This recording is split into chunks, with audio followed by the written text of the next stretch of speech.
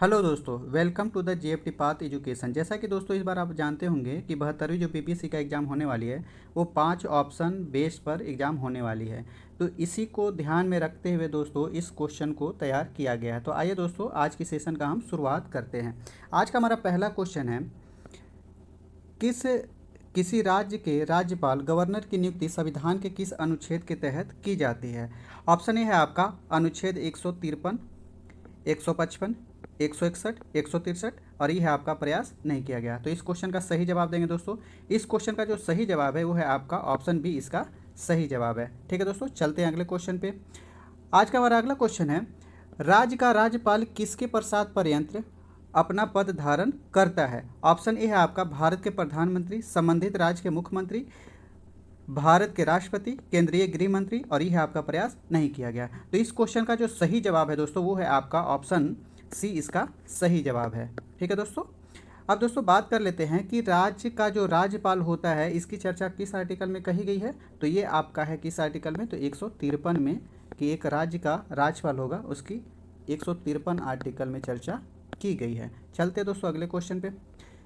आज का हमारा अगला क्वेश्चन है, भारतीय संविधान का कौन सा अनुच्छेद राज्यपाल के अध्यादेश ऑर्डिनेंस जारी करने की शक्ति प्रदान करता है।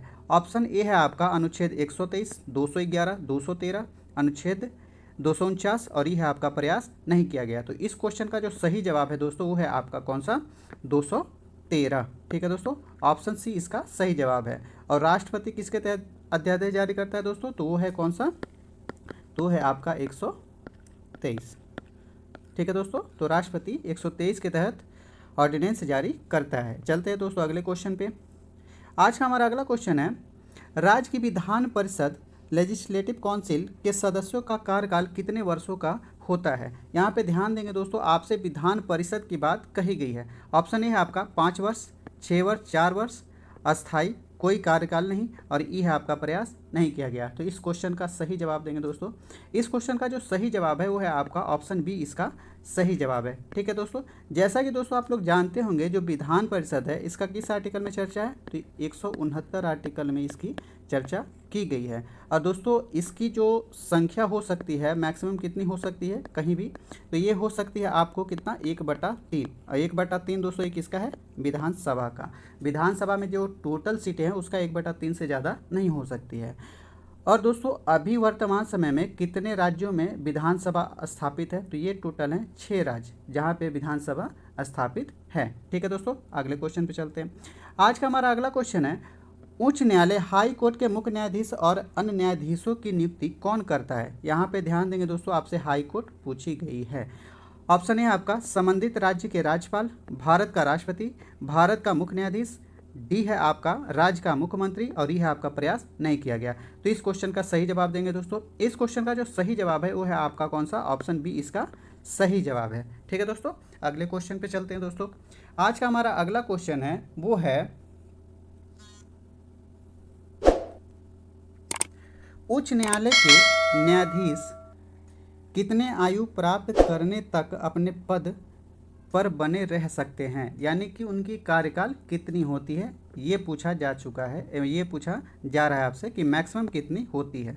60 साल, 62 साल, 65, 68 और यह आपका प्रयास नहीं किया गया।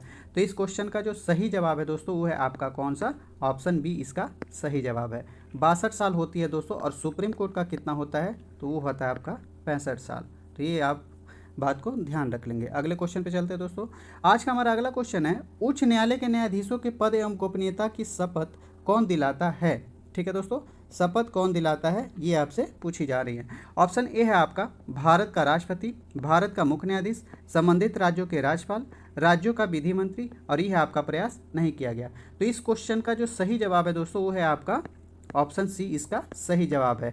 यानी कि वर्तमान समय में जो वहाँ का राज्यपाल होगा वही मुख्य न्यायाधीश जो कि उच्चतम न्यायालय के होंगे उनको शपथ दिलाएगा। ठीक है दोस्तों, तो इस क्वेश्चन को आप ध्यान रख लीजिएगा। और दोस्तों आपको मैं एक बात बताता चलूँ कि इस बार जो आपका बीपीएससी का एग्ज़ाम होने वाली है वो आपका 5 ऑप्शन बेस्ड पे होने वाली है। अगर दोस्तों इन 4 ऑप्शन में आप आंसर तक अगर नहीं पहुँच पा रहे हैं या आप इस क्वेश्चन को छोड़ना भी चाह रहे हैं फिर भी आपको 5वें ऑप्शन पे जाके क्लिक करके क्या होना है, गोला भरना है। इसका मतलब ये है कि 15 जो 150 क्वेश्चन आपको आने वाले हैं तो 150 में से 150 OMR शीट पे फिल होनी चाहिए। ठीक है दोस्तों, तो इस बात को आप ध्यान रखेंगे। अगले क्वेश्चन पे चलते हैं दोस्तों। आज का हमारा अगला क्वेश्चन है, केंद्र और राज्यों के बीच राजस्व टैक्स रेवेन्यू के वितरण के लिए सिफारिशें देने वाली संस्था कौन सी है।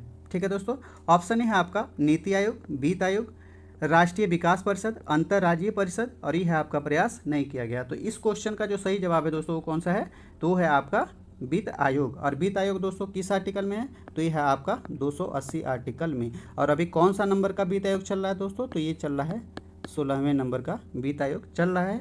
और इसके अध्यक्ष अभी कौन बनाए गए हैं, तो इनके जो अध्यक्ष हैं उनका नाम है अरविंद पनगड़िया। इनका टाइम पीरियड कब से कब तक है, तो इनका टाइम पीरियड जो है वो है आपका 2026 में दोस्तों ये गठित हुई है और 31 तक ये रहेंगे। ठीक है दोस्तों, अगले क्वेश्चन पे चलते हैं दोस्तों। आज का हमारा अगला क्वेश्चन है कि संघ लोक सेवा आयोग यूपीएससी के सदस्य अपना इस्तीफा किसे सौंपते हैं। ऑप्शन है आपका लोक सेवा आयोग के अध्यक्ष को, भारत के प्रधानमंत्री को, भारत के राष्ट्रपति को, केंद्रीय गृह मंत्री को, और ये है आपका प्रयास नहीं किया गया। तो इस क्वेश्चन का सही जवाब देंगे दोस्तों। इस क्वेश्चन का जो सही जवाब है वो है आपका कौन सा, राष्ट्रपति, यानी कि बी इसका आंसर सही होगा। और ये इसके लिए आर्टिकल कौन सा है दोस्तों, तो इसके लिए आर्टिकल है आपका कौन सा, 315। ठीक है दोस्तों, अगले क्वेश्चन पे चलते हैं। आज का हमारा अगला क्वेश्चन है, भारत के मुख्य चुनाव आयुक्त चीफ इलेक्शन कमीशन का कार्यकाल कितना वर्ष होता है। ऑप्शन है आपका 5 वर्ष या 62 वर्ष, 6 या 65, 5 या 65, और डी है आपका राष्ट्रपति प्रसाद पर्यंत, और ई है आपका प्रयास नहीं किया गया। तो इस क्वेश्चन का जो सही जवाब है दोस्तों वो है आपका ऑप्शन बी इसका सही जवाब है, यानी कि 6 साल रहेंगे या 65 साल, जो पहले पूरी हो जाए तो उसके बाद उनको त्यागपत्र देना पड़ेगा या उनको पद से हटा दिया जाएगा। और अभी दोस्तों चुनाव आयुक्त तो मुख्य चुनाव आयुक्त तो कौन है, तो ज्ञानेंद्र कुमार, तो ये आप ध्यान रखेंगे। अगले क्वेश्चन पर चलते हैं दोस्तों। किस संवैधानिक संशोधन द्वारा राजनीतिक दल बदल एंटी डिफेक्शन पर प्रतिबंध लगाया गया था। ऑप्शन ए है आपका 42वां संविधान संशोधन, 44वां, 52वां, 61वां, और ये है आपका प्रयास नहीं किया गया।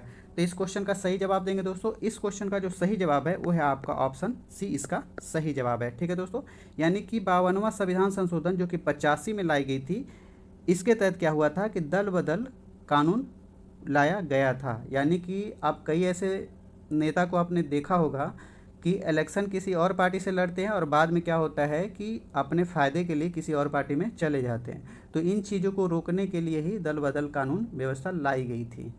ठीक है दोस्तों, और बाकी ऑप्शन पे दोस्तों बात कर लेते हैं। 44वां संविधान संशोधन कब हुआ है, तो ये हुआ है आपको 1976 में। और ये कब हुआ है दोस्तों, तो ये हुआ है 1978 में। और 61वां कब हुआ है दोस्तों, तो ये हुआ है आपको 1988 में। ठीक है दोस्तों, अगले क्वेश्चन पे चलते हैं।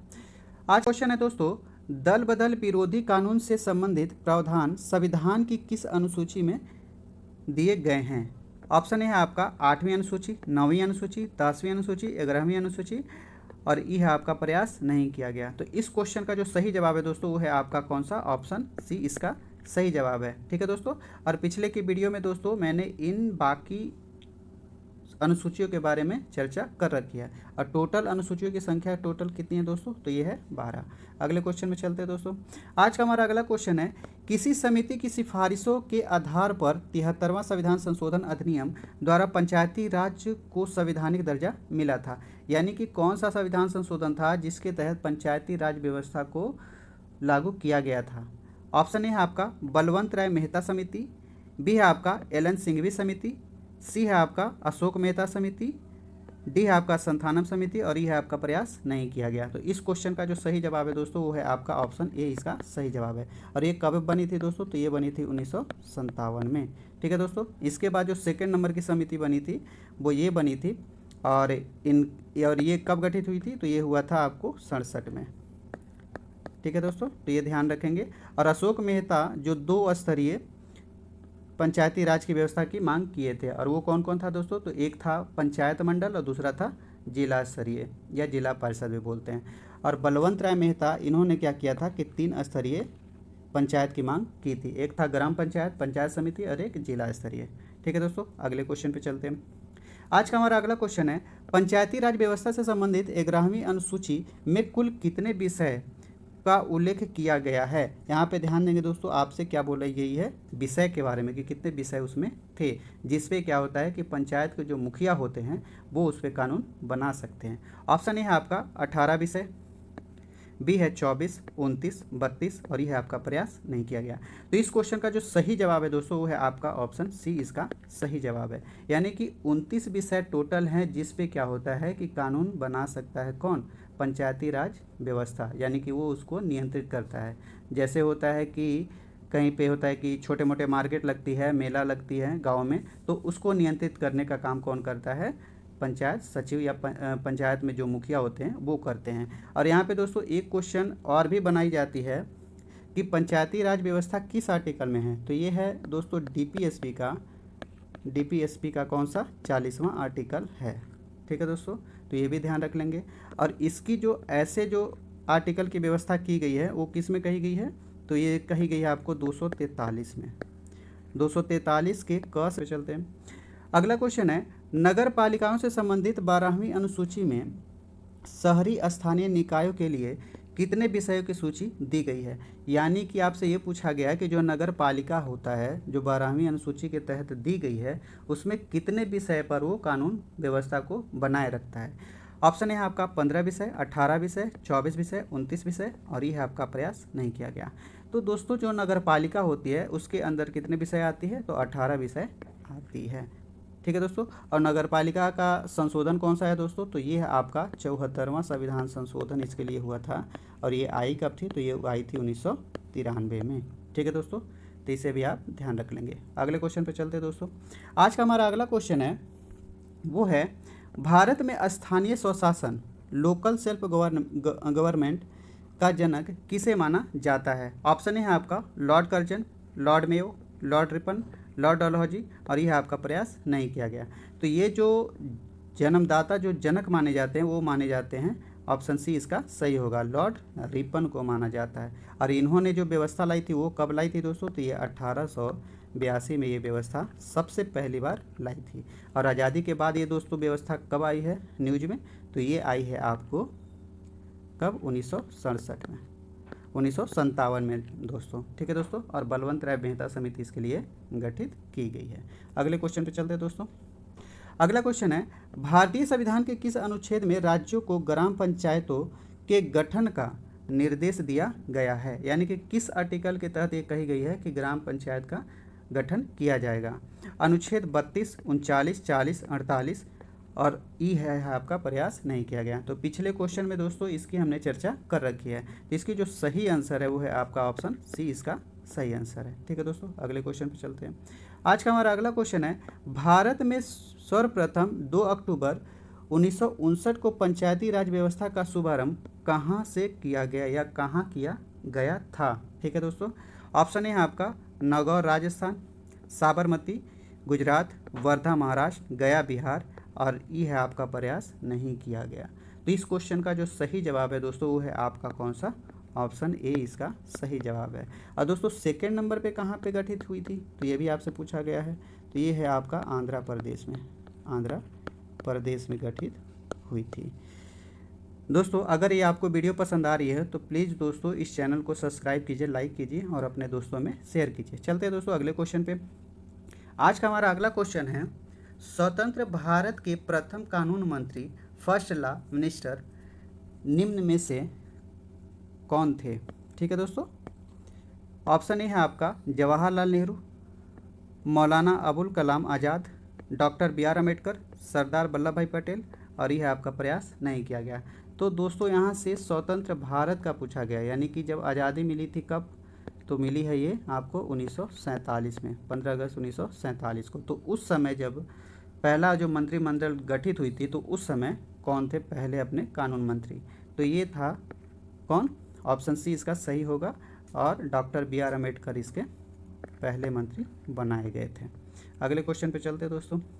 आज का हमारा अगला क्वेश्चन है, भारत के प्रथम उप प्रधानमंत्री, डिप्टी प्राइम मिनिस्टर और गृह मंत्री कौन थे? ठीक है दोस्तों, तो ऑप्शन है आपका सर्वपल्ली राधाकृष्णन, सरदार वल्लभ भाई पटेल, बाबू जगजीवन राम, मोरारजी देसाई, और यह आपका प्रयास नहीं किया गया। तो इस क्वेश्चन का जो सही जवाब है दोस्तों वो है आपका ऑप्शन बी, इसका सही जवाब है। ठीक है दोस्तों, यानी कि सरदार पटेल को पहला उप प्रधानमंत्री और गृह मंत्री बनाया गया था। ठीक है दोस्तों, अगले क्वेश्चन पे चलते हैं। अगला क्वेश्चन है, स्वतंत्र भारत के प्रथम शिक्षा मंत्री, फर्स्ट एजुकेशन मिनिस्टर, निम्नलिखित में से कौन थे? ऑप्शन है आपका doctor B are Ambedkar, Maulana Abul Kalam Azad, C Rajagopalachari, doctor John Mathai, और यह आपका प्रयास नहीं किया गया। तो इस क्वेश्चन का जो सही जवाब है दोस्तों वो है आपका ऑप्शन बी, इसका सही जवाब है। ठीक है दोस्तों, यानी कि पहले ये शिक्षा मंत्री बने थे। ठीक है दोस्तों, अगले क्वेश्चन पे चलते हैं। आज का हमारा अगला क्वेश्चन है, भारत के प्रथम महिला मुख्यमंत्री, फर्स्ट वुमेन चीफ मिनिस्टर कौन बनी थी? सरोजनी नायडू, सुचेता कृपलानी, जयललिता, मायावती, और यह आपका प्रयास नहीं किया गया। तो इस क्वेश्चन का जो सही जवाब है दोस्तों वो है आपका कौन सा? Option B. और ये दोस्तों बनी कहाँ पे थी? तो ये यूपी की बनी थी। आज का जो अपना उत्तर प्रदेश है वहीं पे पहली महिला सीएम बनी थी पूरे इंडिया में। ठीक है दोस्तों, अगले क्वेश्चन पे चलते हैं। भारत के किस राज्य की प्रथम महिला राज्यपाल, फर्स्ट वुमेन गवर्नर होने का गौरव प्राप्त है? ऑप्शन बी है सरोजनी नायडू, विजय लक्ष्मी पंडित, सुभद्रा जोशी, और यह आपका प्रयास नहीं किया गया। तो इस क्वेश्चन का सही जवाब देंगे दोस्तों। इस क्वेश्चन का जो सही जवाब है वो है आपका सरोजनी नायडू। ठीक है दोस्तों, सरोजनी नायडू थी जो कि पहली महिला राज्यपाल बनी थी। ठीक है दोस्तों, अगले क्वेश्चन पे चलते हैं। आज का हमारा अगला क्वेश्चन है, उच्च न्यायालय सुप्रीम कोर्ट की प्रथम महिला न्यायाधीश कौन थी? ऑप्शन है आपका सुजाता मनोहर, बी है आपका एम फातिमा बीबी, रूमा पाल, लीला सेठ, और यह आपका प्रयास नहीं किया गया। तो इस क्वेश्चन का सही जवाब देंगे दोस्तों। इस क्वेश्चन का जो सही जवाब है वो है आपका ऑप्शन बी, इसका सही जवाब है। यानी कि दोस्तों यहाँ जो सुप्रीम कोर्ट में आपसे पूछी गई है कि पहली महिला न्यायाधीश कौन थी, वो थी फातिमा बीबी। अगले क्वेश्चन पे चलते हैं दोस्तों। आज का हमारा अगला क्वेश्चन है, किसी उच्च न्यायालय हाई कोर्ट की प्रथम महिला मुख्य न्यायाधीश कौन थी? ठीक है दोस्तों, यानी कि हाई कोर्ट में पहली न्यायाधीश कौन बनी थी? ऑप्शन है आपका फातिमा बीबी, लीला सेठ, ज्ञान सुधा मिश्रा, इंदिरा बनर्जी, और यह आपका प्रयास नहीं किया गया। तो इस क्वेश्चन का जो सही जवाब है दोस्तों वो है ऑप्शन बी, इसका सही जवाब है। ठीक है दोस्तों, और ये बनी कहाँ थी? तो ये बनी थी आपका हिमाचल प्रदेश में, हिमाचल प्रदेश में। और ये बनी, और ऐसे इनका टाइम क्या था जब ये बनी थी? तो ये बनी थी 1991 के आसपास। ठीक है दोस्तों, अगले क्वेश्चन पे चलते हैं। आज का हमारा अगला क्वेश्चन है, भारतीय संविधान के किस अनुच्छेद के तहत समान नागरिक संहिता यूनिफॉर्म सिविल कोड यूसीसी का प्रावधान किया गया है? ठीक है दोस्तों, तो इस क्वेश्चन का सही जवाब देंगे। इसका ऑप्शन है अनुच्छेद 40, अनुच्छेद 42, अनुच्छेद 44, अनुच्छेद 45, और यह आपका प्रयास नहीं किया गया। तो इस क्वेश्चन का जो सही जवाब है दोस्तों है आपका ऑप्शन सी, इसका सही जवाब है। ठीक है दोस्तों, बाकी ऑप्शन पे दोस्तों हमने पहले के क्वेश्चन में कर लिया है। ठीक है दोस्तों, अब बात करते हैं दोस्तों कि ये यूसीसी होती क्या है। यूसीसी दोस्तों ये होती है कि अपने यहाँ कई धर्म समुदाय के लोग रहते हैं, तो उनको एक समान कानून व्यवस्था प्राप्त हो, इसके लिए यूसीसी लाई जाती है। क्योंकि कई बार आपने देखा होगा कि जैसे मुस्लिम समुदाय के लोग हैं तो उनके लिए शरिया कानून या अलग तरह का कानून चलता है। तो इसको ख़त्म करने के लिए क्या हुआ था, यूसीसी व्यवस्था लाई गई है। और आज दोस्तों सबसे पहली बार अपने गोवा में यूसीसी लागू हुआ था। ठीक है दोस्तों, यानी कि आज़ादी मिलने से पहले गोवा में लागू था, और वर्तमान समय में अभी कितने राज्यों में है? तो 3 राज्यों में लागू हो चुका था, गोवा, उत्तराखंड और एक और है दोस्तों आपका गुजरात। ठीक है दोस्तों, और एक अभी जो बिल पास की गई है वो कहाँ पे की गई है? तो पश्चिम बंगाल में, लेकिन अभी दोस्तों ये लागू नहीं हुई है, तो ये आप ध्यान रखेंगे। और यहाँ पे दोस्तों लागू हो चुकी है, और इसके जो अध्यक्षता जो किए थे वो कौन थे? तो वो थी रंजना देसाई, जो इसकी अध्यक्षता की थी, और उन्होंने गाइडलाइन इसके प्रति दी थी। अगले क्वेश्चन पे चलते हैं दोस्तों। आज का हमारा अगला क्वेश्चन है, समान नागरिक संहिता यूसीसी को लागू करने वाला भारत का पहला राज्य स्वतंत्रता के बाद कानून बनाकर कौन था? यानी कि कानून बना करके स्वतंत्रता के बाद कौन लागू किया था? ऑप्शन है आपका गोवा, उत्तराखंड, गुजरात, उत्तर प्रदेश और यह आपका प्रयास नहीं किया गया। तो पिछले क्वेश्चन में दोस्तों मैंने इसकी चर्चा कर दी है, ऑप्शन बी इसका सही जवाब है। ठीक है दोस्तों, अगले क्वेश्चन पे चलते हैं। आज का हमारा अगला क्वेश्चन है, भारतीय संविधान का कौन सा भाग केंद्र शासित प्रदेश के प्रशासन से संबंधित है? ऑप्शन ए है आपका भाग छठा, सातवां, आठवां, नवां और ये है आपका प्रयास नहीं किया गया। तो इसके लिए जो भाग है दोस्तों वो कौन सा है? तो इसके लिए भाग जो है आपका आठ है। और टोटल दोस्तों अभी वर्तमान समय में कितने यूटी हैं? तो ये टोटल जो यूटी हैं अभी यूटी की संख्या कितनी हो गई है? तो 8 हो गई है। ठीक है दोस्तों, और वर्तमान में अभी हाल ही में कौन बना है? तो हाल ही में बना है आपका जम्मू कश्मीर और लद्दाख। और एक ऐसी यूटी थी दोस्तों जिसको मिला करके एक कर दिया है, दमन और दीव को मिला दिया गया है, अब एक हो गए होंगे। अगले क्वेश्चन पे चलते हैं दोस्तों। आज का हमारा अगला क्वेश्चन है, दिल्ली को किस संविधान संशोधन अधिनियम द्वारा राष्ट्रीय राजधानी क्षेत्र एनसीआर का विशेष दर्जा दिया गया? ठीक है दोस्तों, यानी कि जो दिल्ली राजधानी बनी है वो किस संविधान संशोधन के तहत बनाई गई है, ये आपसे पूछी गई है। ऑप्शन है आपका 61वां संविधान संशोधन, 59वां संविधान संशोधन, 73वां, 84वां और यह आपका प्रयास नहीं किया गया। तो इस क्वेश्चन का जो सही जवाब है दोस्तों वो है आपका कौन सा? 59वां संविधान संशोधन, 69वां संविधान संशोधन। ठीक है दोस्तों, और एक कब आई है? तो 1991 में आई थे। और इसी से कारण क्या हुआ था कि राष्ट्रीय राजधानी क्षेत्र एनसीआर का विशेष दर्जा इसे मिल गया था। ठीक है दोस्तों, अब दोस्तों हमने 63वां और 61वां पे पहले बात कर लिया है। 84वां क्या है? तो ये आप देख लीजिए। तो 84वां जो संविधान संशोधन है दोस्तों, ये इसमें ये कही गई है कि विधानसभा या लोकसभा में जो सीटों का जो व्यवस्था अभी की गई है इसको कब तक नहीं बढ़ाई जाएगी? तो 2026 तक इसमें सीटें नहीं बढ़ाई जाएगी।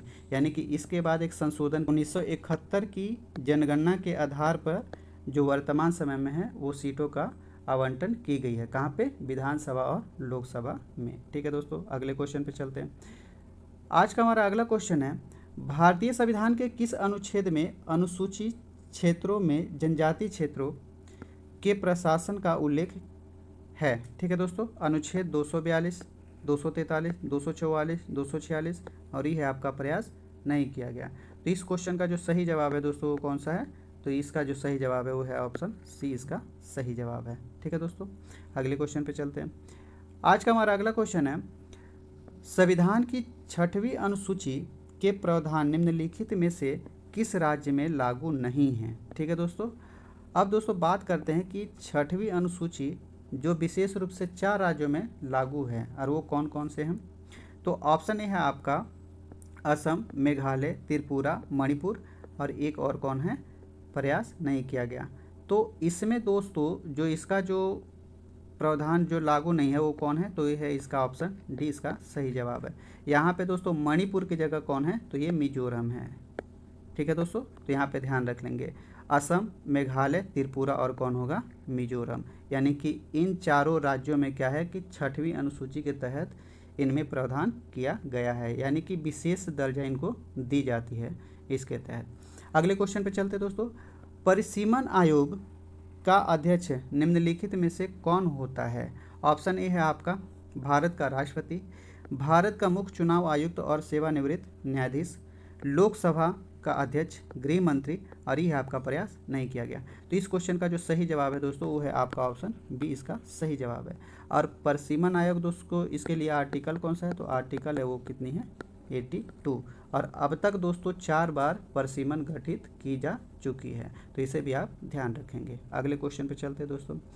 आज का हमारा अगला क्वेश्चन है, पिछड़ा वर्ग आयोग के लिए प्रथम राष्ट्रीय आयोग यानी कि प्रथम पिछड़ा वर्ग आयोग की अध्यक्षता में गठित किया गया था, यानी कि किसकी अध्यक्षता में गठित किया गया था? ऑप्शन ए है आपका काका केलकर, बीपी मंडल, धनिक लाल मंडल, डी है आपका जगजीवन राम और यह आपका प्रयास नहीं किया गया। तो इस क्वेश्चन का जो सही जवाब है दोस्तों वो है ऑप्शन ए। और ये कब हुआ था दोस्तों? तो ये हुआ था 19 1953 में गठित की गई थी। और इसके बाद जो सेकंड नंबर का जो बना था वो बना था बीपी मंडल आयोग। और इसमें ये गठन कब हुआ था दोस्तों? तो ये हुआ था 1979 में। और इसी के तहत ओबीसी को 27% का आरक्षण का प्रावधान किया गया था। ठीक है दोस्तों, अगले क्वेश्चन पे चलते हैं। आज का हमारा अगला क्वेश्चन है, द्वितीय पिछड़ा वर्ग आयोग के अध्यक्ष कौन थे जिसने 27% आरक्षण की सिफारिश की थी? तो हमने पिछले क्वेश्चन में इसकी चर्चा कर दी थी दोस्तों। ठीक है, और ये कब बनी है? तो ये बनी है आपको 1979 में। ठीक है दोस्तों, आगे बढ़ते हैं। अगला क्वेश्चन है, भारतीय संविधान के किस भाग में आधिकारिक भाषाओं का उल्लेख किया गया है? ठीक है दोस्तों, भाग है आपका 15वां, 16वां, 17वां, 18वां और ये है आपका प्रयास नहीं किया गया। तो इस क्वेश्चन का जो सही जवाब है दोस्तों वो है ऑप्शन सी, इसका सही जवाब है। ठीक है दोस्तों अगर आपको वीडियो ये पसंद आ रही है तो इसे लाइक कीजिए, सब्सक्राइब कीजिए और अपने दोस्तों में शेयर कीजिए। ठीक है दोस्तों, अगले क्वेश्चन पे चलते हैं। भारत का पहला प्रशासनिक सुधार आयोग किस वर्ष गठित किया गया था? ऑप्शन ए है आपका 1966, 1970, 1975, 2005 और यह आपका प्रयास नहीं किया गया। तो इस क्वेश्चन का सही जवाब देंगे दोस्तों। जो इस क्वेश्चन का सही जवाब है वो है आपका ऑप्शन ए, इसका सही जवाब है। यानी कि 1966 में पहला गठन किया गया था। और इस समय कौन इसकी अध्यक्षता कर रहे थे? तो ये थे आपके मोरारजी देसाई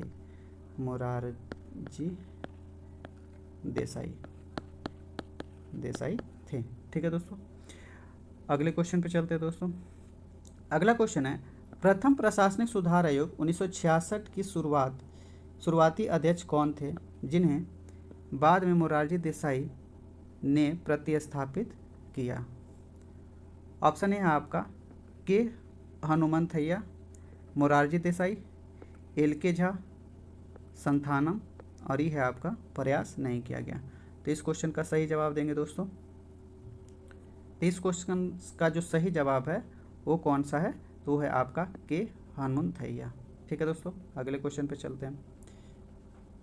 आज का हमारा अगला क्वेश्चन है, वर्ष 2005 में गठित द्वितीय प्रशासनिक आयोग के अध्यक्ष कौन थे? ऑप्शन ए है आपका बिमल जालान, बीरप्पा मोइली, सी है के कस्तूरी रंगन, डी है आपका वाई बी रेड्डी और ये है आपका प्रयास नहीं किया गया। तो इस क्वेश्चन का जो सही जवाब है दोस्तों वो है आपका बी। ठीक है दोस्तों, और ये दोस्तों बने कब थे? तो ये बने थे आपको 2005 में। ठीक है दोस्तों, प्रशासनिक आयोग दोस्तों होती क्या है? तो ये आप जान लीजिए। प्रशासनिक आयोग दोस्तों होती है कि जो कानून व्यवस्था है और कुछ ऐसी चीज़ें होती है कि जो टाइम के साथ उसमें परिवर्तन की ज़रूरत पड़ती है या उसकी आवश्यकता नहीं रह जाती है।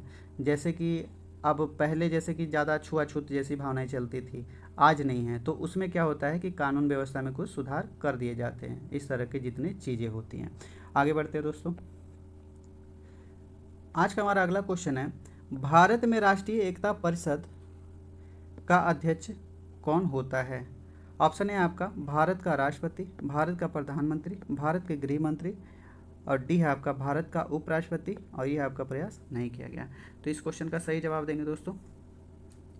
इस क्वेश्चन का जो सही जवाब है वो है आपका प्रधानमंत्री, यानी कि ऑप्शन बी इसका सही जवाब है। अगले क्वेश्चन पे चलते हैं दोस्तों। आज का हमारा अगला क्वेश्चन है, भारतीय संविधान का कौन सा अनुच्छेद अंतर्राष्ट्रीय शांति सुरक्षा को बढ़ावा देने से संबंधित है? ठीक है दोस्तों, अनुच्छेद 48, 49, 50, 51 और यह आपका प्रयास नहीं किया गया। तो इस क्वेश्चन का जो सही जवाब है दोस्तों वो है कौन सा? ऑप्शन डी इसका सही जवाब है। ठीक है दोस्तों, और दोस्तों ये सारे आर्टिकल की चर्चा कहाँ पे है? तो डीपीएसपी में। और डीपीएसपी के बारे में दोस्तों और इन आर्टिकलों के बारे में हमने पहले के वीडियो में चर्चा कर रखी है। आगे बढ़ते हैं दोस्तों। आज का हमारा अगला क्वेश्चन है, विधि का शासन रूल ऑफ लॉ की अवधारणा भारतीय संविधान की में मुख्य रूप से किस देश की संवैधानिक प्रणाली से प्रेरित है? यानी कि किस देश के से हमने ये चीज़ें ली है? ऑप्शन है आपका अमेरिका, ब्रिटेन, फ्रांस, स्विट्जरलैंड और यह आपका प्रयास नहीं किया गया। तो इस क्वेश्चन का जो सही जवाब है दोस्तों वो है ऑप्शन बी इसका सही जवाब है। ठीक है दोस्तों, अगले क्वेश्चन पे चलते हैं। आज का हमारा अगला क्वेश्चन है वो है, भारतीय संविधान के किस अनुच्छेद के तहत संसद के सत्र, सत्रावसान और विघटन का प्रावधान किया गया है? ऑप्शन है आपका अनुच्छेद 80, 83, 85, 90 और यह आपका प्रयास नहीं किया गया। तो इस क्वेश्चन का जो सही जवाब है दोस्तों वो है आपका ऑप्शन सी, इसका सही जवाब है। ठीक है दोस्तों। और दोस्तों सत्रावसान और विघटन करने की शक्ति किसके पास है? तो ये है आपके किसके पास? राष्ट्रपति के पास। ठीक है दोस्तों। और पिछले के वीडियो में मैंने इसके बारे में डिटेल से चर्चा कर रखी है। अगले क्वेश्चन पे चलते हैं दोस्तों। आज का हमारा अगला क्वेश्चन है, भारतीय संसद को 2 सत्रों के बीच अधिकतम कितने महीने का अंतराल हो सकता है? ऑप्शन है आपका 3 महीना, 4 महीना, 6 महीना, 9 महीना और यह आपका प्रयास नहीं किया गया। तो इसके जो सत्र में जो गैप होना चाहिए वो 6 महीने का होना चाहिए। ठीक है दोस्तों। और सत्र दोस्तों टोटल कितने होते हैं? तो टोटल होते हैं 3। कौन कौन होते हैं दोस्तों? तो पहला होता है बजट सत्र, फिर होता है मानसून सत्र और उसके बाद होती है शीतकालीन सत्र। ठीक है दोस्तों। अगले क्वेश्चन पे चलते हैं। आज का हमारा अगला क्वेश्चन है, लोकसभा के भंग होने पर भी कौन अपने पद पर अगली लोकसभा की पहली बैठक के ठीक पहले तक बना रहता है? ऑप्शन है आपका प्रधानमंत्री, लोकसभा अध्यक्ष, भारत के राष्ट्रपति, संसदीय कार्य मंत्री और यह आपका प्रयास नहीं किया गया। तो इस क्वेश्चन का जो सही जवाब है दोस्तों वो है ऑप्शन बी, इसका सही जवाब है। ठीक है दोस्तों। इनके द्वारा क्या होता है कि जो लोकसभा अध्यक्ष हैं, जो नेक्स्ट जो लोकसभा जो चुन के लोग मेंबर जो आते हैं उसके पहली बैठक तक ये अध्यक्षता करते हैं। उसके बाद जो नया लोकसभा का अध्यक्ष जब चुन लिया जाता है तो इनकी सदस्यता ऑटोमेटिक ही समाप्त हो जाती है। अगले क्वेश्चन पे चलते हैं दोस्तों। आज का हमारा अगला क्वेश्चन है, राज्यसभा के 1/3 सदस्य प्रत्येक कितने वर्ष की अवधि के बाद सेवानिवृत्त हो जाते हैं?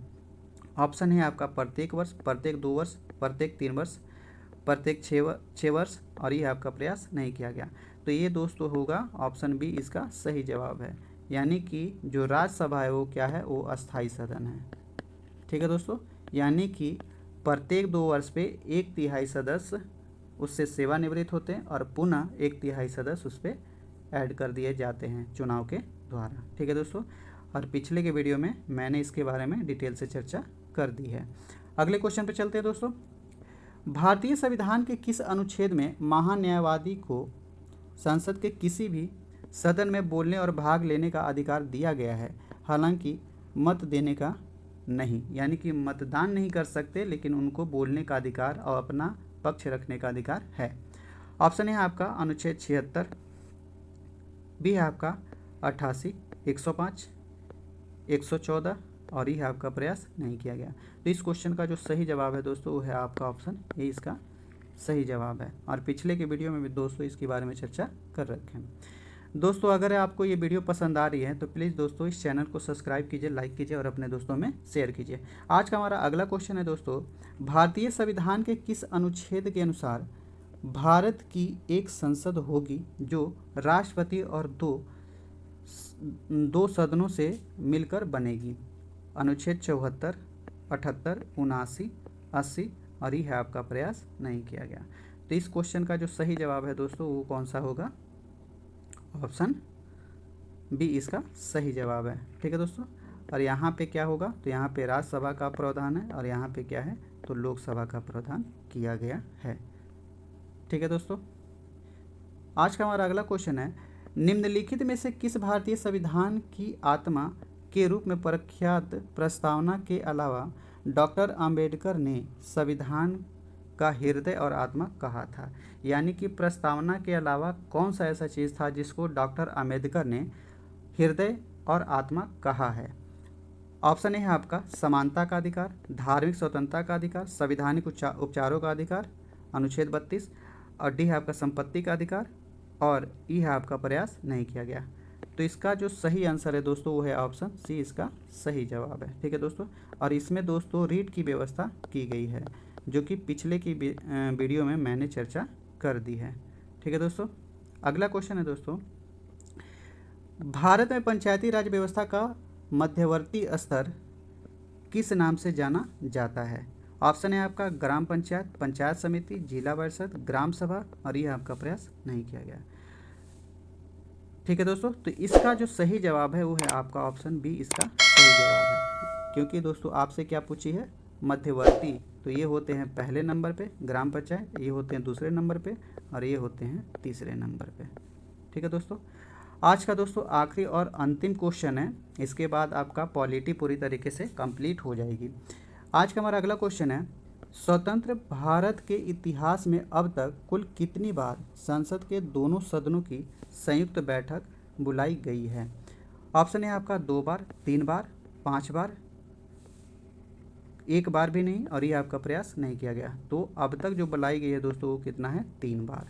ऑप्शन बी इसका सही जवाब है। ठीक है दोस्तों, और ज्वाइंट सेशन किस आर्टिकल में है दोस्तों, तो ये है आपका 108 आर्टिकल में कही गई है। दोस्तों आज की सेशन यहीं पर समाप्त करते हैं। और दोस्तों आपने देखा कि इसमें टोटल आपको 300 क्वेश्चन हमने चर्चा की, और इसके साथ कई सारे एक्स्ट्रा फैक्ट भी दिए। अगर आप देखेंगे तो इससे करीब 800 से 900 क्वेश्चन आपको दिए गए हैं, जो कि दोस्तों बीपीएससी ही नहीं, अदर एग्ज़ाम जो भी होते हैं सेंट्रल या स्टेट गवर्नमेंट के, उसमें सारे क्वेश्चन पूछे गए हैं।